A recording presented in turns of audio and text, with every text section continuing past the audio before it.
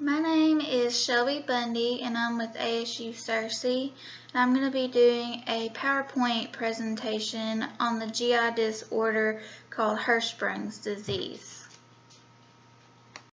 This is information on Hirschsprung's disease, also known as congenital aganglionic megacolon. This disease affects 1 in about 5,000 babies and also accounts for 25% of the newborns born with intestinal blockages. It's also been found that babies born with Down syndrome are more likely to also have this disease. This disease is a birth defect where the large intestine does not remove the waste or fecal material properly. The large intestines include the colon and the rectum, and the normal elimination process is after the digested food has moved through the small intestines and enters into the colon in a liquid form. It moves through the colon by peristalsis, and water and salt is absorbed, and that's when the solid waste is formed. The waste then enters the rectum and is expelled out through the anus.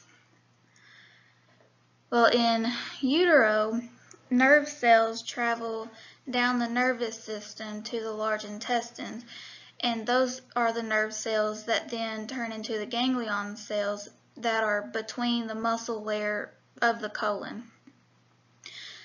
Those cells are what send the signal for peristalsis to occur.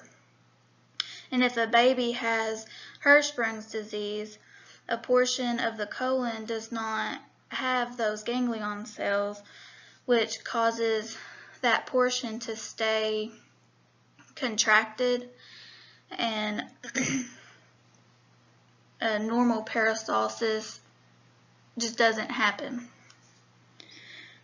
And it causes that portion of the colon to also be very narrow, and then gas and the fecal material cannot pass through that area, and it becomes accumulated above where it's narrowed at and contracted, and it becomes just a big mass of fecal material which causes the abdomen to swell and can cause the baby to actually develop an intestinal infection called enterocolitis, which then causes the intestine to stretch even more and lead to vomiting and even more nutritional issues and all of that. Signs and symptoms of this disease do vary depending on the child's age.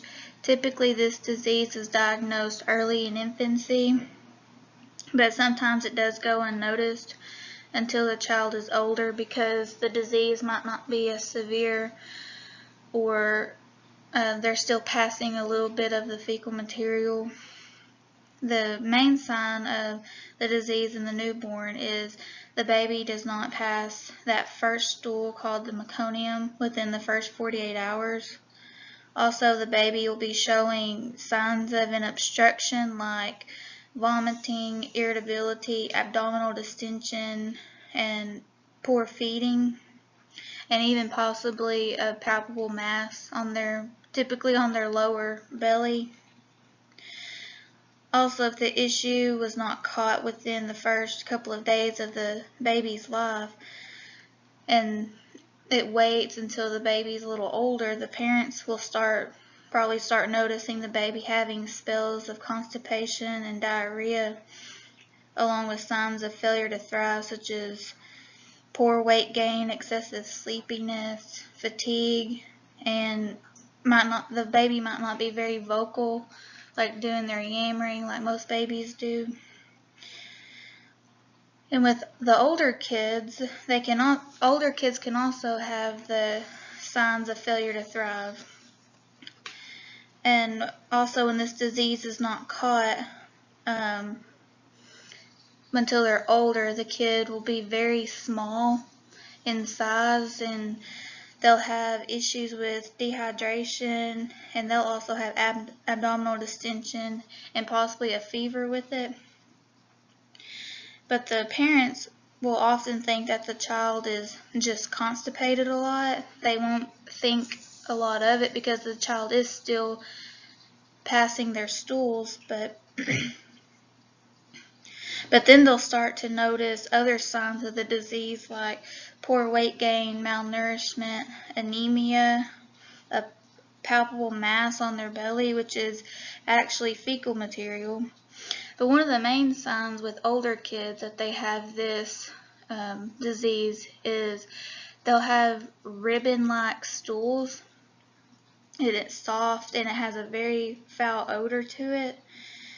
And that form of the stool happens because it's just bits of the fecal material pushing through that narrowed area of the colon, and so it's not like a regular bowel movement, it's just little bits and pieces of it, and they still have quite a bit of it still blocked up in their colon.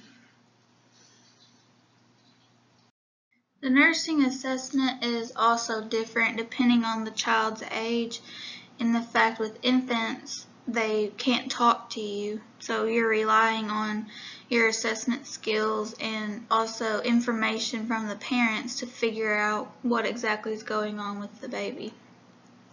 There isn't really any subjective data for the infant, but objective data could include bowel sounds, lack of stool diapers or very few, with small amounts of the stool in the diapers, and usually it will be in a liquid form.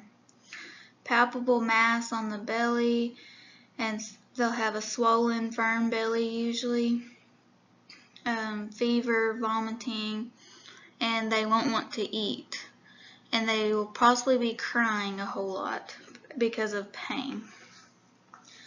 Subjective data for an older adult would include complaints of pain in the stomach and also straining to have a bowel movement, feeling like they need to go but they can't go.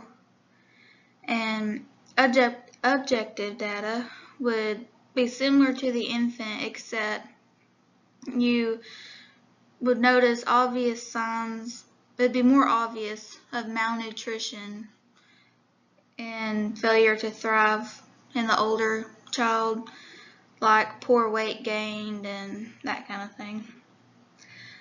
In both the infant and the older child, the nurse would need to definitely auscultate bowel sounds. That's very important because that would help to aid in finding where the blockage possibly is. Here's a comparison of the normal large intestines versus the large intestines of somebody with the Hirschsprung's disease. And you can see why the person would have quite a bit of abdominal pain and abdominal distension, and also lack of stools, because you can see where the ganglion cells are not in that lower portion of the colon and the rectum, and the stool does not pass through that area, and it just backs up and keeps accumulating and causes a person to be in excruciating pain.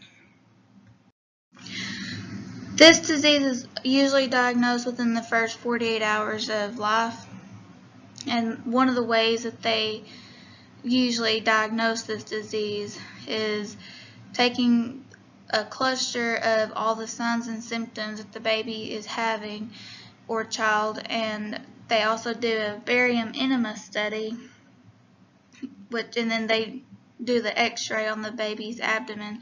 And like in this picture, you can see where the child has the blockage and it's just big, its colon is just ballooned out, and you can also see at the bottom of the large intestines where it's very, very narrow, and so that you understand why the baby would be in very severe pain with that.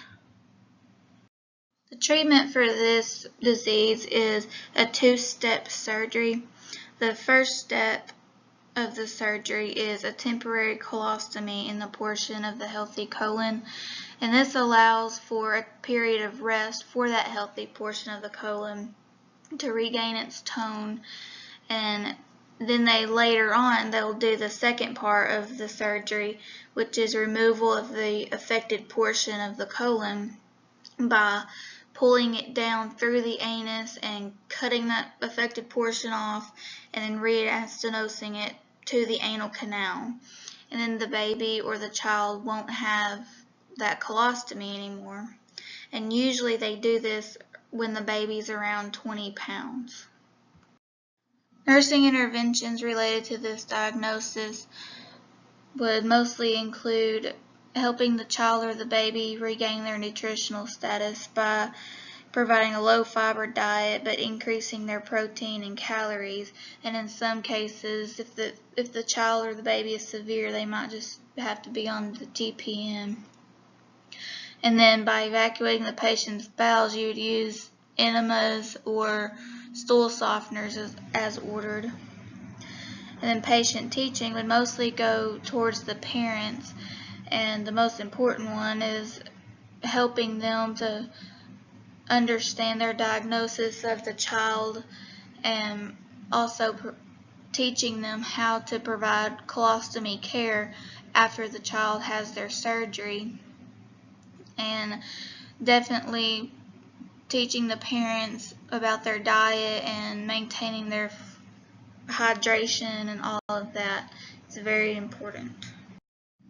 Once the baby or the child has their nutritional status regained and their surgery is complete and that all went good, the prognosis of this disease is usually very good, and the baby or the child can return to having a normal life.